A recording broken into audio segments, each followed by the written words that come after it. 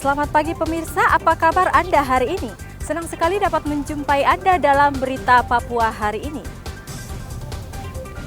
Saya Yuni Rumbarar bersama tim redaksi telah menyiapkan sejumlah berita menarik dan aktual untuk Anda. Berikut 3 berita utama.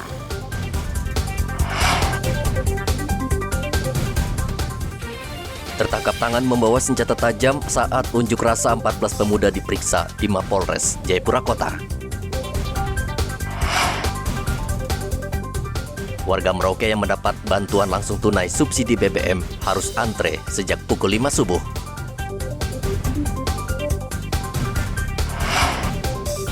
Polisi menggerebek pabrik miras oplosan di Sorong.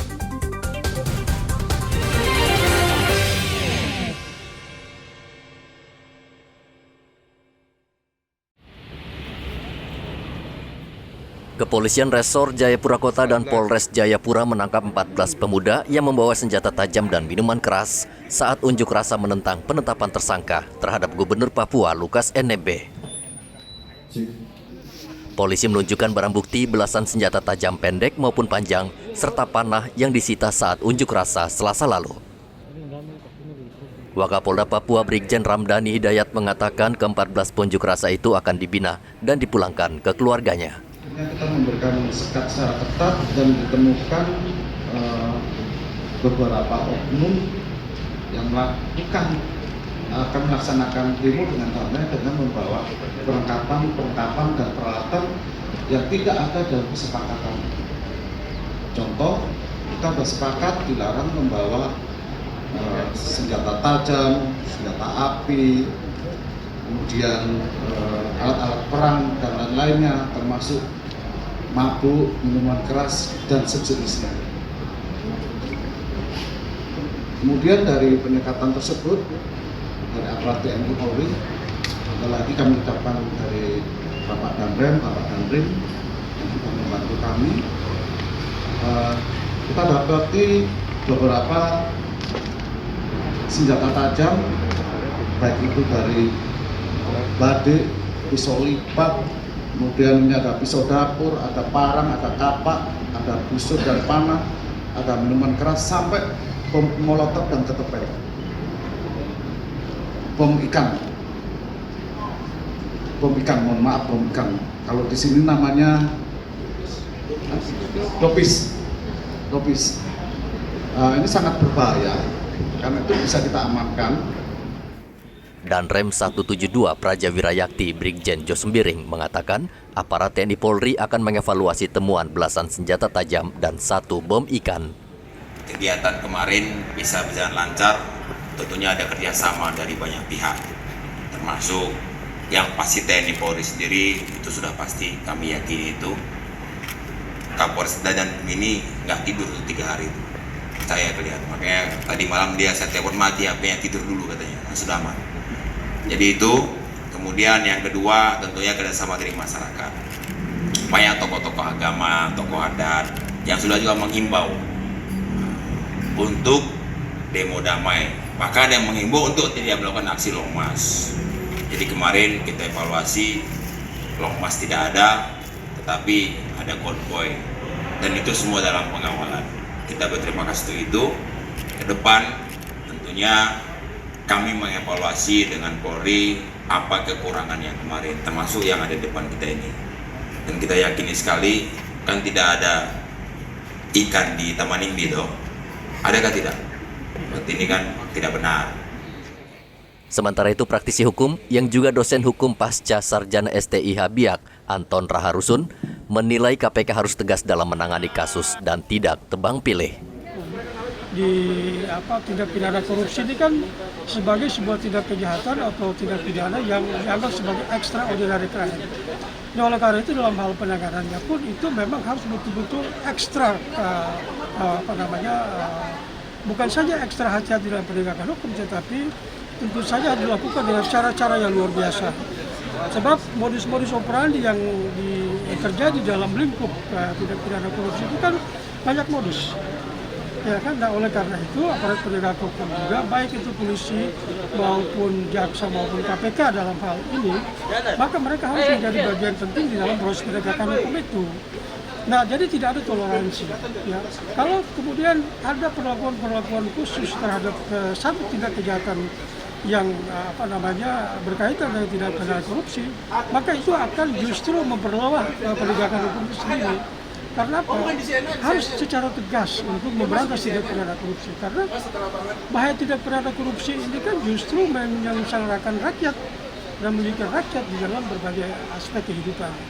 Nah, oleh karena itu kita berharap supaya setiap tindak kejahatan di bidang tindak pidana korupsi ini, aparat penegak hukum terutama KPK sebagai garda terdepan di dalam pemberantasan tindak pidana korupsi itu harus menjadi lembaga yang betul-betul bisa memberikan jaminan terhadap penegakan hukum dalam konteks tindak-tindak pemberantasan tindak pidana korupsi. Ya, jadi ya kita berharap jangan ada perlakuan istimewa terhadap. Sementara itu, situasi di kota Jayapura saat ini sudah kembali normal. Sejumlah sekolah yang sempat tutup sudah dibuka kembali dan aktivitas ekonomi sudah normal. Selasa lalu, ribuan massa dari Koalisi Rakyat Papua berunjuk rasa di Taman Imbi, kota Jayapura. Massa meminta Komisi Pemberantasan Korupsi KPK segera mencabut status tersangka Lukas NMB dalam dugaan korupsi gratifikasi senilai 1 miliar rupiah. Hendra dan Arthur melaporkan dari kota Jayapura, Papua. Ini 2015. Wakil Ketua 1 Dewan Perwakilan Rakyat Papua Yunus Wonda membantah pernyataan Menteri Koordinator Bidang Politik Hukum dan Keamanan Menko Polhukam Mahfud MD yang menyebut Badan Pemeriksaan Keuangan BPK selama ini tidak berhasil memeriksa keuangan di Papua. Menurut Yunus, pernyataan Menko Polhukam tidak benar karena sejak 2014 hingga 2021, Papua mendapatkan status wajar tanpa pengecualian alias sebagai provinsi yang dinilai baik dalam mengelola keuangan oleh BPK. Saya pikir itu keliru dan itu salah. Karena kami sebagai pimpinan DPR, pimpinan lembaga, ya, menerima resmi dalam sidang paripurna yang diikuti oleh seluruh publik. Karena itu diserahkan dalam sidang paripurna yang langsung disiarkan langsung. Sampai terakhir kemarin itu masih posisi WTP. Artinya sudah 7 kali itu status keuangan pemeriksaan hasil pemeriksaan BPK itu posisi Papua adalah wajar tanpa pengecualian. Ini prestasi yang luar biasa yang kami lihat. Jadi kalau ada kalimat disclaimer, saya pikir itu dari yang mana, tahun berapa ada disclaimer. Kami minta supaya Pak Mahfud bisa menjelaskan kepada kami. Di tahun berapa Pak Gubernur Pak Lukas NMB punya pemerintahan itu, dalam audit itu ada disclaimer. Tidak ada disclaimer. WTP mulai dari 2014 sampai 2021 kemarin hasilnya masih posisi WTP. Yunus menambahkan dalam kasus Gubernur Papua tidak ada kaitannya dengan predikat yang diberikan BPK selama 7 tahun berturut-turut. Menko Polhukam bersama PPATK dalam konferensi pers 3 hari lalu membeberkan ada 560 miliar uang tunai yang disetorkan di kasino Singapura dan Filipina. Mahfud MD juga menyatakan BPK kesulitan mengaudit keuangan Provinsi Papua sehingga mendapat predikat disclaimer. Hendra melaporkan dari kota Jayapura, Papua.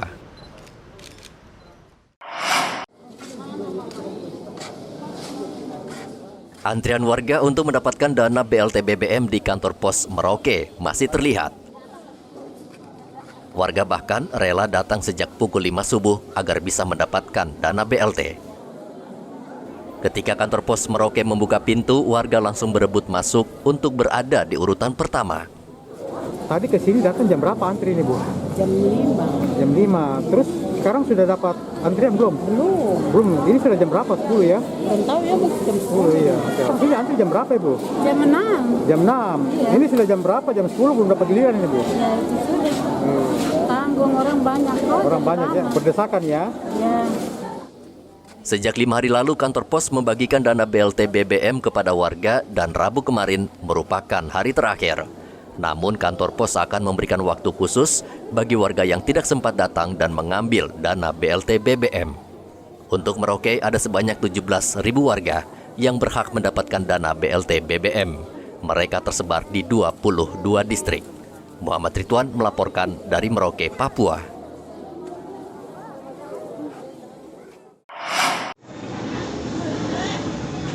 Warga Kelurahan Rimba Jaya dan Maro Rabu kemarin mendapatkan giliran pembagian dana BLT BBM di kantor pos Merauke.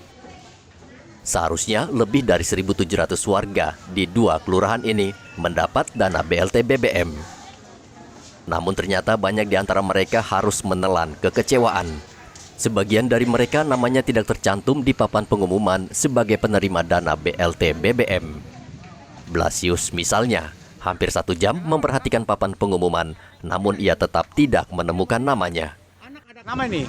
Sudah cek nama tapi tidak ada nama. Tinggal di mana memang? Saya RT 1 Rimba Jaya. RT 1 Rimba Jaya. Yang lalu dapat nama, ada nama tidak yang lalu? Tidak ada, minggu lalu tidak ada. Minggu sekarang juga tidak ada nama.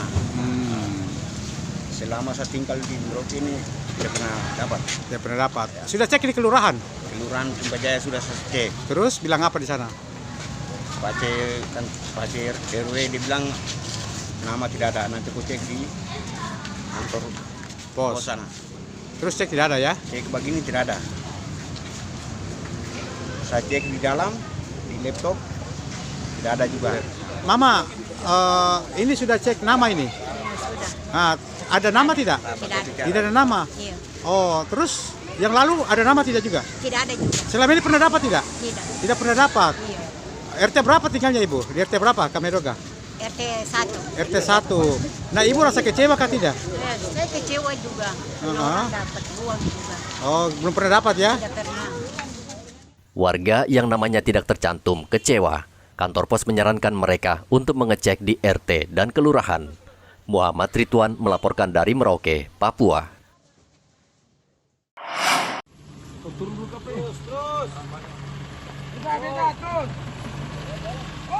Polsek Salawati membakar pabrik minuman lokal jenis cap tikus yang terletak di tengah hutan di Kabupaten Sorong.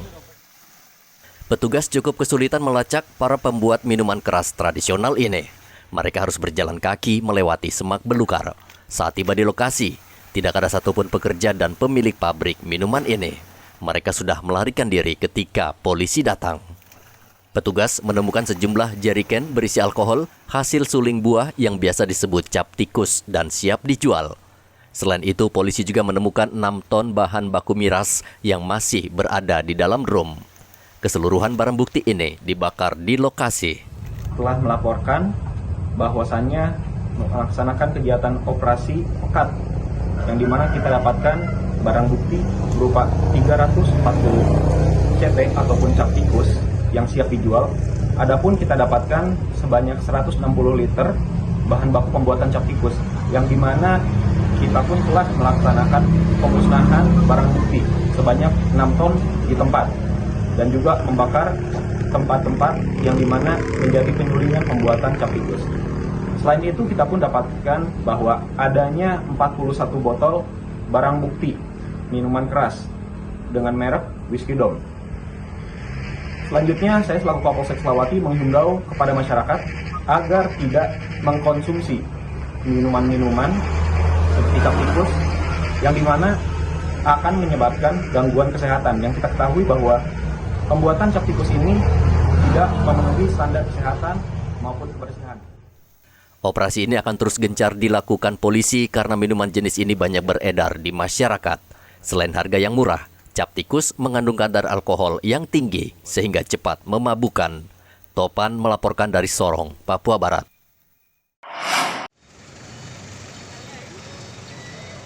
Lebih dari 1.000 nelayan yang tersebar di 20 distrik di Merauke membutuhkan BBM agar perahu mereka bisa berlayar menangkap ikan. Setiap bulan 150 ton Pertalite dan 200 ton solar dipasok ke nelayan, namun jumlah tersebut tidak mencukupi. Dinas Perikanan Merauke yang setiap hari memantau penyaluran BBM di SPBU Nelayan Bina Loka kewalahan untuk mencukupi permintaan nelayan. Untuk penambahan ini dari 200 ton, 150 ton Pertalite. Pertalite 150 ton, solar 200 ton. 200 ton. Sekarang Pertalite jadi berapa? 300 ton? Tidak. Pertalite tetap. Pertalite tetap 150. 150 ton ya. Belum ada perubahan. Belum ada perubahan ya. Belum ada perubahan. Oke. Untuk memenuhi kebutuhan nelayan, Dinas Perikanan akan terus memantau penyaluran BBM agar merata dan mencukupi. Muhammad Ridwan melaporkan dari Merauke, Papua.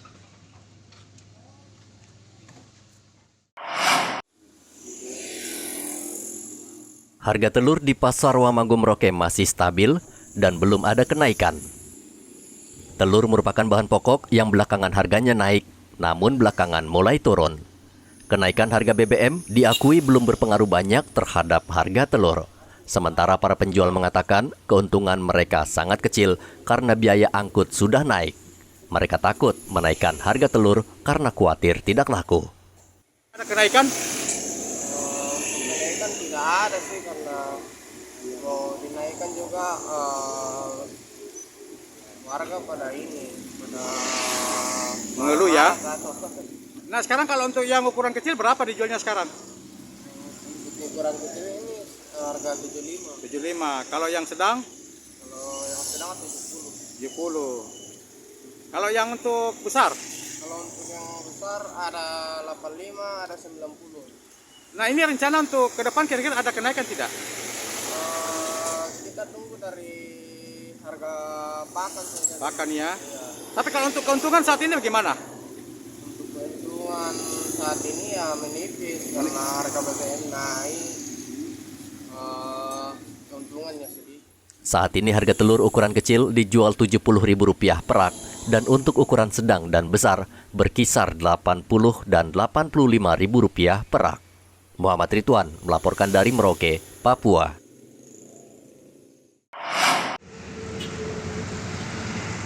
Sejumlah pemilik warung makan di Merauke mengaku penghasilan mereka menurun drastis akibat kenaikan harga BBM. Omset mereka diperkirakan turun hingga 30%. Keengganan warga untuk makan di luar menjadi penyebab. Mereka memilih menghemat dengan memasak sendiri karena bahan pokok saat ini sudah naik. Kendati begitu, Ningsih, salah satu pemilik warung di Jalan Brawijaya Merauke, mengatakan belum mau menaikkan harga makanan walaupun harga BBM sudah naik. Kenaikan dah atau warungnya masih tetap harga semula? Sementara masih stabil aja. Lihat dulu nanti kenaikannya itu bagaimana. Kalau sampai panjang ya kita lihat aja. Yang penting belanjaan bahan mentahnya saja kita lihat. Kalau mereka naik ya kita ikut naik. Nah ini untuk daya beli masyarakat gimana? Ada berkurang? Ya, kalau masyarakat ya berkurang. Sampai berapa persen penurunannya Bu? Ya paling sekitar 30%. 30% ya. Kalau dari sisi keuntungan ini kan harganya kan belum naik, tapi BBM kan udah pada naik semua. Iya. Kalau keuntungannya gimana? Ada berkurang juga? Iya, keuntungannya ada walaupun sedikit-sedikit. Tapi berkurang ya? Berkurang. Itu karena apa sampai berkurang itu Bu? Ya, pembelinya kurang. Ya. Barang-barangnya juga mahal ya? Iya. Saat ini Ningsih dan beberapa pemilik warung di Merauke masih bertahan dengan harga lama. Mereka masih melihat situasi, jika omset mereka terus menurun, mereka akan menaikkan harga makanan. Muhammad Ridwan melaporkan dari Merauke, Papua.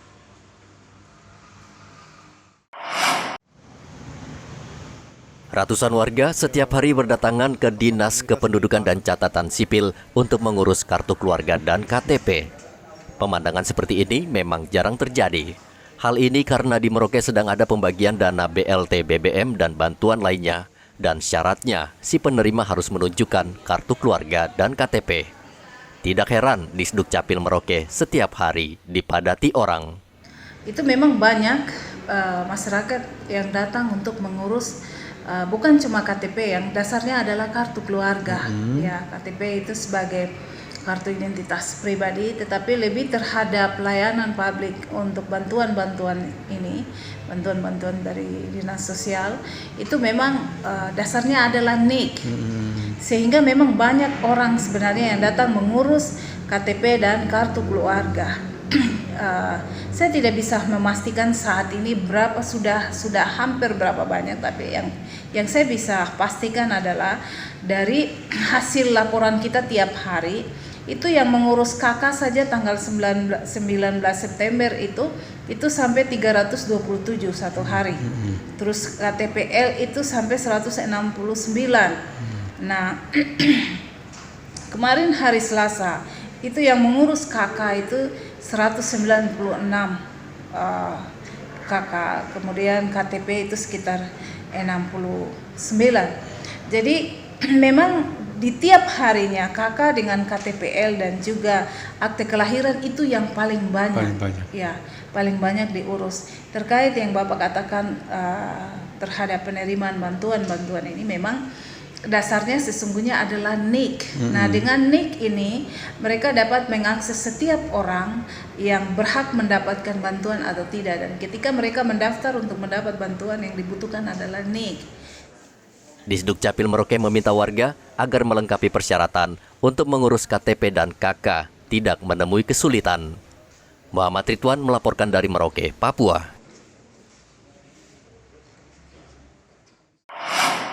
Yang kami hormati. Akibat situasi dan kondisi yang belum sepenuhnya aman, Dewan Perwakilan Rakyat Daerah Kabupaten Puncak terpaksa harus mengadakan kegiatan paripurna pergantian antar waktu di Timika. Sidang paripurna mengagendakan pemberhentian dan pengangkatan pergantian antar waktu atau PAW anggota DPRD Kabupaten Puncak tahun 2019-2024. Berdasarkan keputusan Gubernur Papua, satu anggota DPRD Puncak atas nama Julianus Murib diberhentikan karena meninggal dunia dan digantikan dengan Bislok Bere. Ketua DPRD Puncak Lukius Newe Galen mengatakan pengambilan janji PAW anggota DPRD merupakan mekanisme yang rutin. Pengambilan janji PAW anggota DPRD Kabupaten Puncak merupakan mekanisme yang rutin berlaku dan dilaksanakan sesuai dengan ketentuan pasal 139 ayat 2 huruf I dan pasal 193 ayat 2 huruf I Undang-Undang Nomor 23 Tahun 2014 tentang Pemerintah Daerah. Waktu yang sudah melalui prosedur sesuai dengan peraturan perundang-undangan yang berlaku. Ini menandakan bahwa proses demokrasi di Kabupaten Puncak sudah berjalan sesuai yang dengan koridornya, dan juga perlu disadari bahwa amanah yang telah dititipkan kepada kita semua dapat dilaksanakan dengan sebaik-baiknya. Saya yakin dan percaya pengambilan sumpah untuk pengangkatan anggota DPRD ini akan lebih memperkuat pelaksanaan tugas dan fungsi lembaga DPRD untuk menjawab semakin berat dan kompleksnya permasalahan yang dihadapi daerah dan semakin besarnya tuntutan masyarakat di Kabupaten Puncak. Kabupaten Puncak merupakan wilayah merah atau rawan teror kelompok kriminal bersenjata, sehingga sebagian besar kegiatan pemerintahan dialihkan ke Timika agar bisa berjalan. Dari Mimika, Papua, Igobat Momolin melaporkan. Informasi tadi sekaligus menutup jumpa kita dalam berita Papua hari ini. Saya Yuni Rumbarar dan tim redaksi yang bertugas mengucapkan terima kasih atas perhatian Anda. Selamat pagi dan sampai jumpa. Wanyambi.